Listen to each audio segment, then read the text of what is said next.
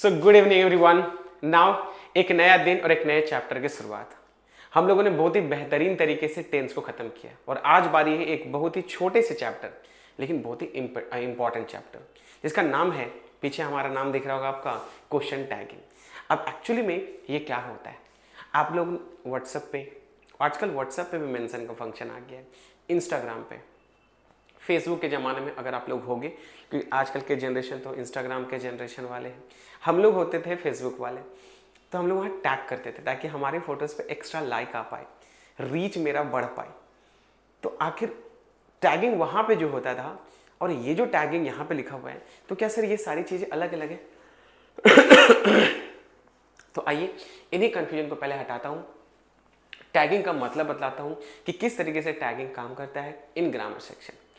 तो आगे जाने से पहले मैं आपको बताता हूँ भाषा में, क्योंकि जितने भी ग्रामर के चैप्टर पढ़ते हो ये सब किसी न किसी तरीके से भाषा में प्रयोग होता है। तो भाषा में टैगिंग यूज कैसे होता है, कभी सोचो भाषा में टैगिंग का यूज कैसे होता है? तो आइए मैं बताता हूँ कि भाषा में टैगिंग का यूज कैसे होता है। भाषा में टैगिंग का यूज जो होने का कारण है बाबू, वो कुछ इस तरीके से कि जब कभी भी आप कहीं स्कूल से आ रहे हो, दिन भर स्कूल में होते थे, आजकल तो स्कूल हो गया 6 घंटे का 7 घंटे, हम लोग दिन भर रहते थे, मतलब 9 बजे से शाम को 4:30 बजे तक, घर आते थे 5, 5:30, 6 बज गया, थोड़ा सा बदमाशी करने निकल गए तो रात हो जाता था।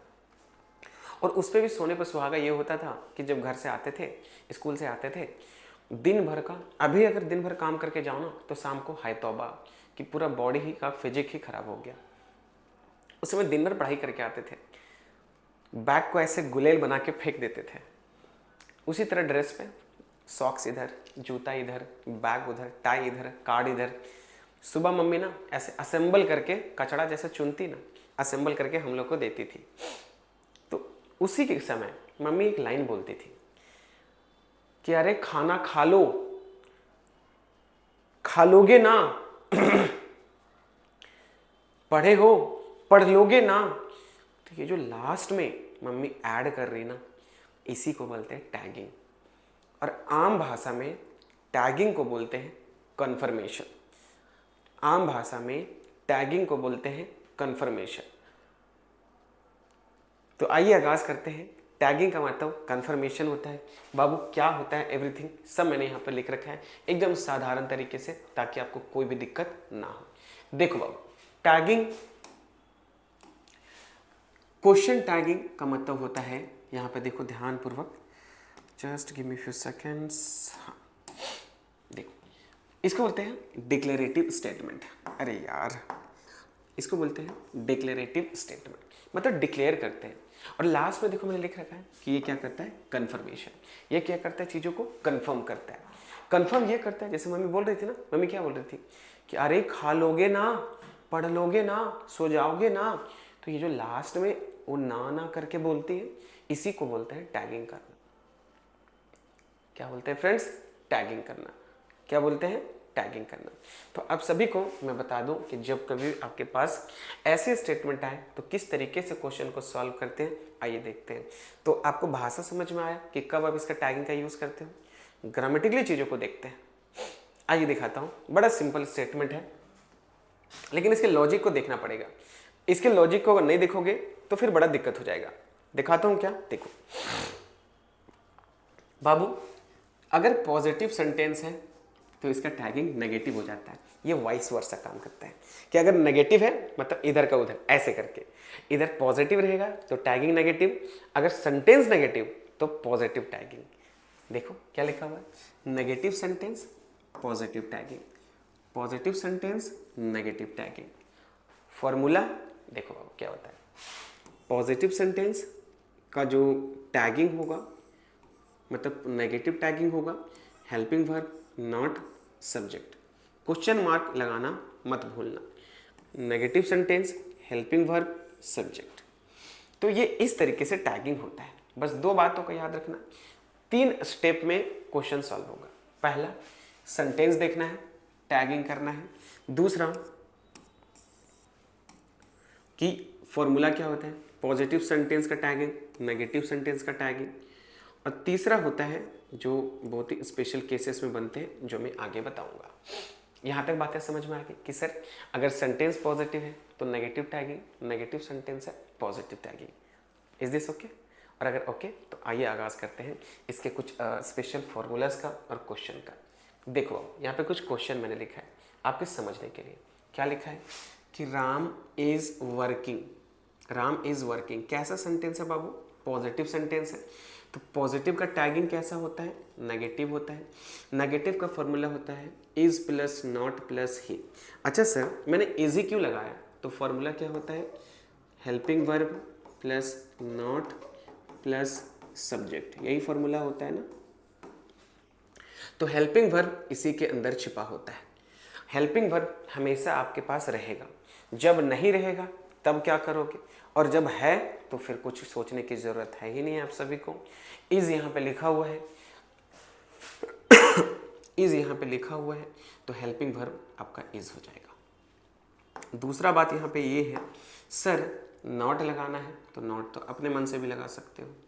तीसरा बात यहाँ पर आपको चाहिए सब्जेक्ट, तो सब्जेक्ट आपका क्या था? राम। सर यहाँ पे ही क्यों लिख दिए फिर? राम का राम क्यों नहीं हुआ? अरे बंधु राम भी तो लड़का ही है, तो राम के लिए ही यूज़ करना है। और जब दिल्ली जाने के लिए ट्रेन है तो पैदल जाओगे? जब साधन मेरे पास है तो क्यों दूसरी चीज़ों का यूज़ करें? मैं साधन का यूज़ करूँगा। तो जो यहाँ पे सही आंसर हो जाएगा वो हो जाएगा इज़ नॉट ही। क्या हो जाएगा फ्रेंड्स? इज़ नॉट ही।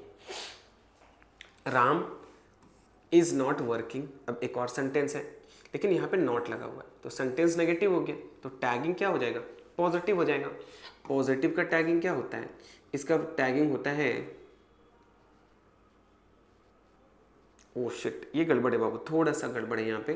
गड़बड़ क्या है देखो दिखाता हूँ। गड़बड़ ये है कि इसका टैगिंग जो है वो नेगेटिव में ही किया गया है, ये नॉट यहाँ पे नहीं होगा। सही होगा Ram is not working, answer हो जाएगा इज ही। क्या हो जाएगा फ्रेंड्स? Is he. क्या हो जाएगा? इज ही, क्योंकि इसका फॉर्मूला होता है, नेगेटिव का फॉर्मूला होता है helping verb plus subject. Helping verb plus subject, तो हेल्पिंग वर्ब इज और सब्जेक्ट क्या था? ही, तो यहाँ पे नॉट नहीं होगा, यहाँ पे इज ही हो जाएगा। क्या हो जाएगा? Is he. क्या हो जाएगा? Is he. बात समझ में आया? तो ये मैंने सिर्फ समझाने के लिए दिया था कि positive sentence negative tagging, negative sentence positive tagging. बात समझ में आ गया? और अगर बातें समझ में आ गई, थोड़ा सा रुक जाओ ब्लर हो रहा है यार, ये क्या प्रॉब्लम है इसका ब्लर का।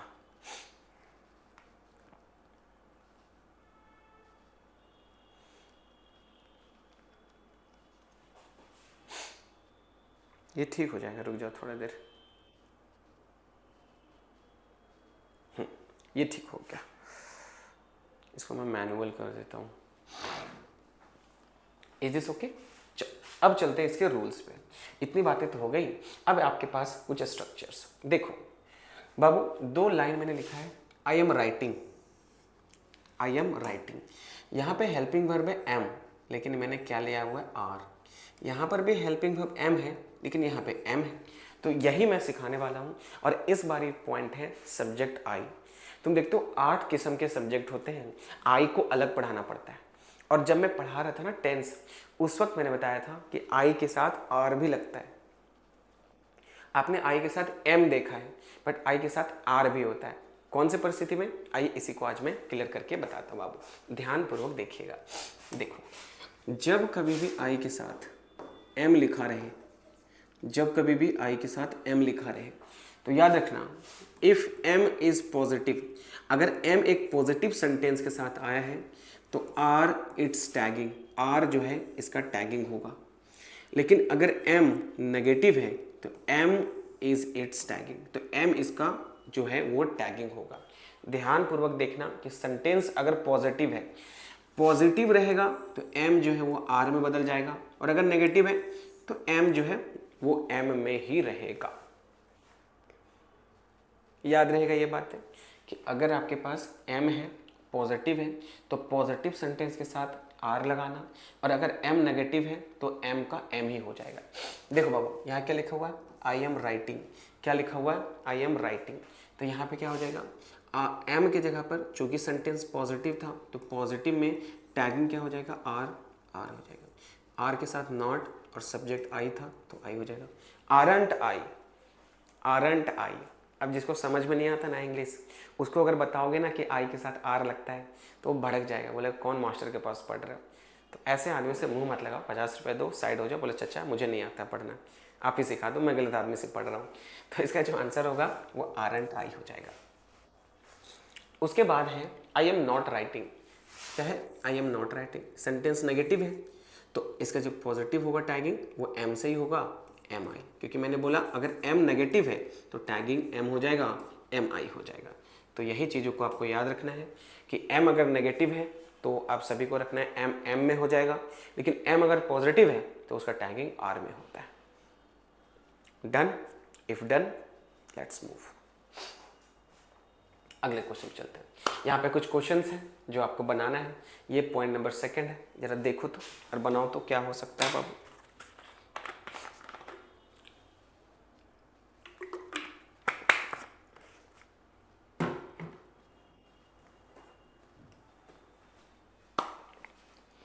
डे 8 तो इसका टैगिंग कैसे करो, क्योंकि देखो सेंटेंस सब तो पॉजिटिव है लेकिन आपके पास हेल्पिंग वर्ब है ही नहीं, आपके पास हेल्पिंग वर्ब है ही नहीं, तो क्या करोगे?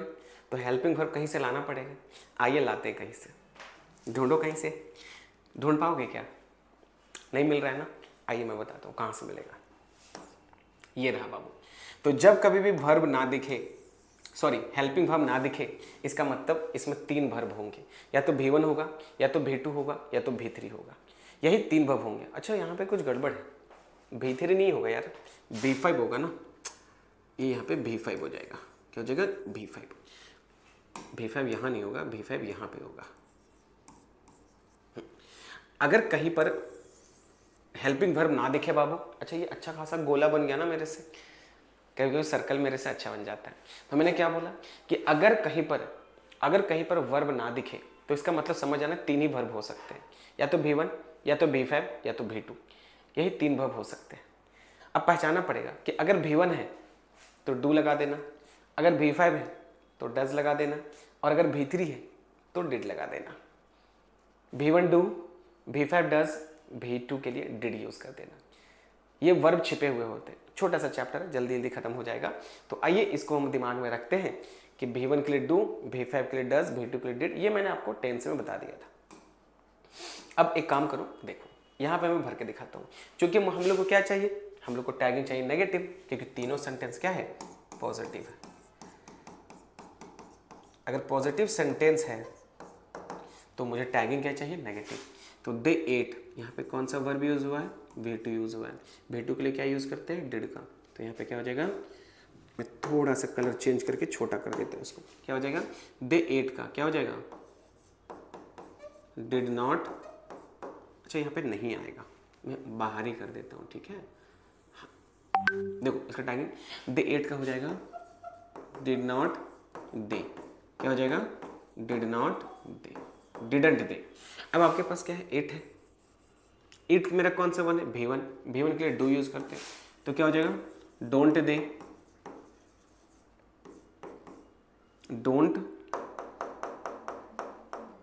डोंट दे, ये हो जाएगा। अब अगला वर्ड है सी ईट्स। अगला वर्ड क्या है? सी ईट्स। तो सी यहाँ पे देखो मेरे पास ईट्स V5 लगा हुआ है, तो इसका मतलब ये हो जाएगा ईट्स मेरा V5 है, तो सही आंसर हो जाएगा डजंट शी। डजंट शी, ये मेरा सही आंसर हो जाएगा। तो इसका मतलब ये हुआ बच्चे कि अगर वर्ब छिपा हुआ है तो समझ जाना कि उसमें आपका या तो V1 हो सकता है, या तो V2 हो सकता है, या तो V5 हो सकता है। ठीक है, आई गेस आप समझ गए इस बात को। और अगर हाँ तो चलिए अगले स्लाइड में चलते हैं और देखते हैं क्या होता है। ये मैंने बता दिया। यहाँ पे काट के जब पीपीटी अपलोड करूँगा मैं एप्लीकेशन पे, आप एप्लीकेशन पे जा सकते हो और वहाँ पे जब पीपीटीज अपलोड होगा वहाँ पे चैप्टर में मैं इसको रिफ्रेश कर दूंगा। तो यहाँ पे जो आंसर होगा बाबू, ये यहाँ पे V5 होना चाहिए था। अगले रूल पे चलते हैं। ये रहा रूल नंबर 3। अगर कहीं पर आपको वन और बॉडी वाला वर्ड दिखाई दे, अगर कहीं पर आपको वन और बॉडी वाला वर्ड दिखाई दे तो इसका जो टैगिंग होता है बच्चे वो होता है दे से। अब आपके जहन में आ रहा होगा कि सर आपने सब्जेक्ट वर्ब अग्रीमेंट जब बताया था तो उस वक्त बोला था कि बॉडी और वन के लिए ही का यूज़ करते हैं। लेकिन आप बोल रहे हो इन 8 शब्दों के साथ दे का यूज़ करने के लिए, तो बाबू टैगिंग में इन सारे शब्दों के साथ दे का यूज़ करते हैं और सब्जेक्ट वर्ब अग्रीमेंट में इन 8 शब्दों के साथ ही का यूज़ करते हैं। रेगुलर ही यूज़ होगा, कंडीशंस है कि अगर टैगिंग है तो इनका यूज़ दे के लिए यूज़ करते हैं। ठीक है, दोनों बातों को याद रखना। कंडीशन में अगर टैगिंग है तो दे यूज़ करना, अदरवाइज ये हर जगह पर ही यूज़ होगा। तो दे यूज़ करना, कुछ क्वेश्चंस यहाँ पे लिखा हुआ मैंने, देखो। Everyone has his own bike, तो सिंपल सा आंसर है। यहाँ पर आपको क्या करना पड़ेगा, देखो एवरीवन के लिए आपको दे का यूज़ करना है, दे का यूज़ करना है, दे का यूज़ करना है, दे का यूज़ करना है, हर जगह तो लिखा हुआ है। फिर डैश किसके लिए, डैश आपका हेल्पिंग वर्ब के लिए। यहाँ पे हैज़ है तो मन करेगा हैज़ लगा देते हैं, लेकिन क्या हैज़ लगाने से बात बन जाएगी, आंसर है नो। हैज़ लगाने से बात नहीं बनेगी। इसके पीछे का रीज़न ये है बच्चे, क्योंकि आपको दिख रहा होगा कि हैज़ है, लेकिन अगर मैं हैज़ लगा दूं तो देखो आपने एवरीवन के लिए क्या यूज़ किया है, दे का। एवरीवन के लिए क्या यूज़ किया है, दे का, जो कि किसी भी लाइफ में सही नहीं है। क्यों, क्योंकि दे कैसे यूज़ हो सकता है, पॉसिबल, दे के लिए हैज़ कैसे यूज हो सकता है, पॉसिबल नहीं।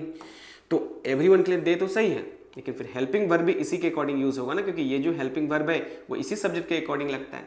तो हैज़ का एक बड़ा भाई है जिसका नाम है हैव, यहाँ से ये आंसर हो जाएगा हैव। पढ़ के देखो, everyone has his own bike, haven't they, haven't they, ये सही आंसर होगा। हैवंट दे, ये सही आंसर हो जाएगा। इसका मतलब एक नया लॉजिक आपने सीखा कि मन करेगा हैज़ लगा दे, लेकिन हैज़ नहीं लगाना। इसके पीछे का रीज़न ये है कि आपने सब्जेक्ट दे यूज़ किया है, और दे यूज़ किया है इसीलिए आपके साथ जो वर्ब है वो चेंज हो जाएगा और हैज़ का हैव हो जाएगा। Got my point. और अगर बात समझ में आ गई तो बाबू जितने भी ब्लैंक हैं सभी में हैव भर दो। बस मुझे समझाना था इसलिए मैंने इनका यूज़ किया कि आपके पास दे है तो हमेशा दे के साथ आपको प्लूरल वर्ब का यूज़ करना है। किसके वर्ब का यूज़ करना है बच्चे, प्लूरल वर्ब का यूज़ करना है। Got my point. अगर ये बात भी समझ में आ गई तो चलिए चलते हैं अगले रूल्स पे। जिस तरह से वन होता है उसी तरीके से थिंग होता है, लेकिन ये आसान है थोड़ा सा।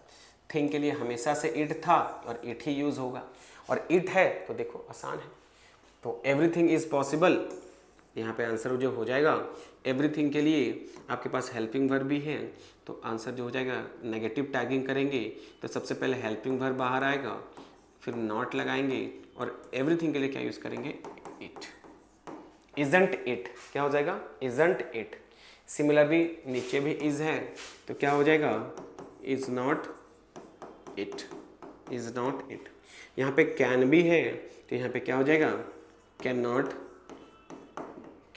इट, क्या हो जाएगा, कैन नॉट इट। तो ये आपके पास कुछ सेंटेंसेस थे जो आपको समझना था कि अगर थिंग वाला वर्ड आ जाए तो कैसे यूज होगा। All set.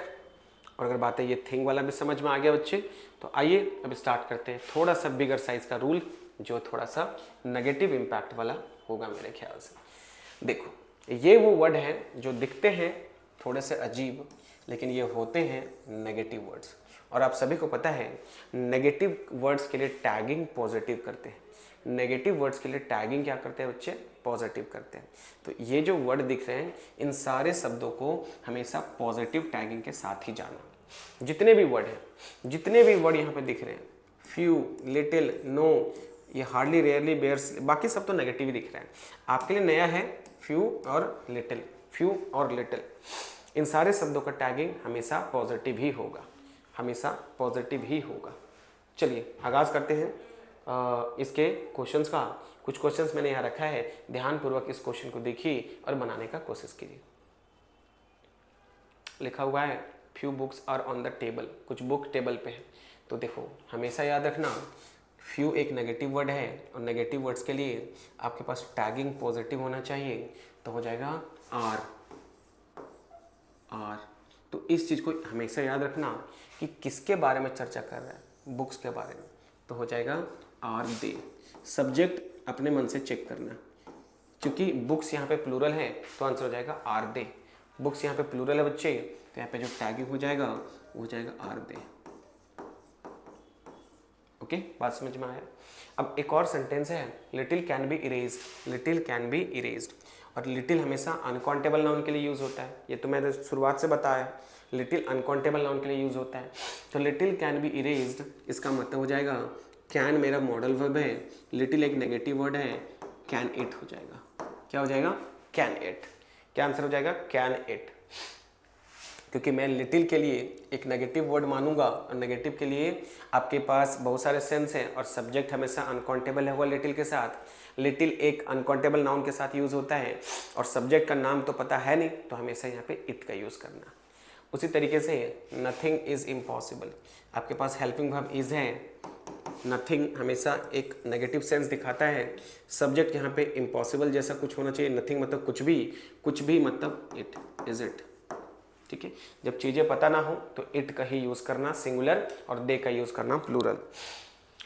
Pammi hardly speaks the truth, subject का नाम आप पता चल गया है पम्मी। हार्डली एक नेगेटिव वर्ड है, स्पीक्स यहाँ पे B5 है, तो B5 के लिए कौन सा हेल्पिंग वर्ब बाहर करते हैं बच्चे? डज। क्या हो जाएगा? Does she. क्या हो जाएगा? Does she. सिमिलरली एक और क्वेश्चन है, nobody can be able to walk. यहाँ पे नोबडी है, मॉडल वर्ब कैन है, और नोबडी के लिए आप सभी को पता है कि नोबडी जो होता है एक नेगेटिव वर्ड होता है, लेकिन बॉडी के लिए हमेशा कौन सा सब्जेक्ट यूज़ करते हैं? दे का यूज़ करते हैं। तो यहाँ पे क्या हो जाएगा? Can they. क्या हो जाएगा? Can they. Take the screenshot और अच्छे से समझ लीजिए। आगे समझ में? चलिए अब चलते हैं अगले रूल्स पे। छोटा सा चैप्टर है, प्यार से समझा रहा हूँ, अच्छे समझिए। याद रखिएगा, अगर कहीं पर ऑर्डर, रिक्वेस्ट, सजेशन आ जाए तो इसका tagging will you, want you से होगा। सर दोनों या एक? दोनों। Will you, want you, will you, want you, will you, want you, कोई भी हो सकता है। जैसे मैंने बोला गो देयर, इसका टैगिंग क्या हो जाएगा? Will you. Take medicine on time, want you. जहाँ पर मैंने विल यू लिखा है, आप चाहो वांट यू भी लिख सकते हो। जहाँ मैंने वांट यू लिखा है वहाँ पर आप विल यू भी लिख सकते हो। एक क्वेश्चन मैं देता हूँ, क्वेश्चन जो है ध्यान से सुनना। मैंने बोला डोंट ड्रिंक वाइन, इसका टैगिंग जरा मुझे करके बताओ। तो आपका मन करेगा सर ये तो ऑर्डर है, विल यू वांट यू कर दे। देखो यहाँ पे वांट यू नहीं हो सकता, भले ये भी ऑर्डर है, लेकिन वांट यू नहीं हो सकता। पता है क्यों? क्योंकि ऑलरेडी नेगेटिव है ये, तो नेगेटिव के लिए नेगेटिव टैगिंग नहीं, ज़्यादा सुंदर आंसर होगा विल यू। ठीक है, हालांकि लगता तो दोनों है, लेकिन यहाँ पे क्या हो जाएगा? एक ही लगेगा विल यू, एक ही लगेगा विल यू। इसके पीछे का रीज़न क्या है? इसके पीछे का रीज़न है ये बच्चे कि हमेशा नेगेटिव का टैगिंग पॉजिटिव होता है। डन। चलो अगले स्टेप पे चलते हैं। अगला स्टेप ये रहा आपके पास, और भी है क्या? दिस इज इट, ये खत्म हो गया आपका। लास्ट पॉइंट है कि अगर कहीं पे कोई सेंटेंस लेटस से शुरू हो तो shall we, for rest, for rest मतलब बाकी चीज़ों के लिए विल यू, फॉर रेस्ट मतलब लेट यू, लेट देम, कि अगर लेटस के अलावा, लेटस हो सकता है, लेट यू हो सकता है, लेट हर हो सकता है, लेट हिम हो सकता है, अस को हटा दो। अगर अस रहेगा तो शैल वी, बाकी सबके लिए विल यू। अस के लिए शैल वी, बाकी सबके लिए विल यू। जैसे लेट्स डांस, ये लेट्स का मतलब होता है लेटस, तो शैल वी। लेट देम, ये थर्ड पर्सन है, तो डांस यहाँ पे क्या हो जाएगा? Will you. तो बेसिकली अस के लिए शैल वी, बाकी सबके लिए लेट यू, लेट देम के लिए विल यू। ठीक है गाइस, तो ये रहा ओवरऑल सेशन मेरी तरफ से। एक छोटा सा चैप्टर मैंने फिनिश कर दिया, लेकिन हाँ ये एग्जाम में आते हैं और क्वेश्चन बन के आता है। आपके एसएससी का एग्जाम हो, बैंक का एग्जाम हो, लेंथ बढ़ाने के लिए देता है, तो बी प्रिपेयर्ड फॉर दैट। अच्छे से रिपीट कीजिएगा, 2 से 4 बार रिपीट करो, ये आपको याद हो जाएगा। ठीक है, चलिए मिलते हैं फिर अगले सेशन में इसके क्वेश्चन के साथ। इसका क्वेश्चन कल बताऊंगा मैं। टिल देन प्रैक्टिस करते रहो। जय हिंद।